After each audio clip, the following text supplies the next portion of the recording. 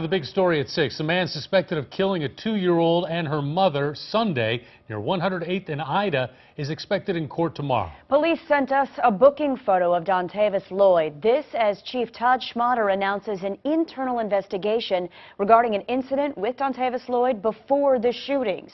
KETV News Watch 7's Chin Doan is live with the details. Robin Brandy, we first reported this on Monday. About 4 hours before the shootings, 2 officers made contact with Destacia Strawn and Dontavis Lloyd about Strawn's missing car. Now we've learned those 2 officers have been reassigned to administrative duties pending the outcome of the investigation, and Destacia's mom also tells me she plans to meet with the mayor. I hope that everybody knows that if I find wrongdoing, I will address it. I very much will. And if I wasn't intent on addressing anything or looking into this very appropriately, I would have never launched this investigation. Hours before gunshots were heard here, someone was calling police concerned about violence. It was 4 hours before this apartment complex would become a murder scene.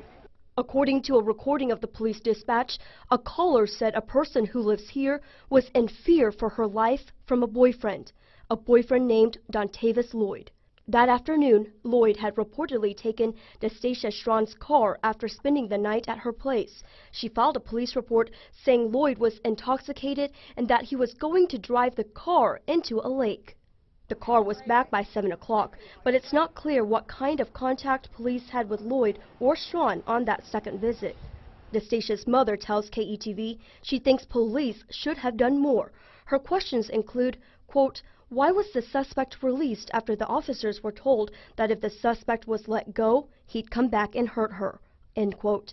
In front of Mayor Gene Stothert and community leaders at the weekly Omaha 360 meeting, the chief promised a full investigation of the officers and the man suspected of 2 murders. Dontavis Lloyd, innocent till proven guilty, but that doesn't stop me from saying that the Omaha Police Department is looking at him for some other violent crimes that have occurred in the past.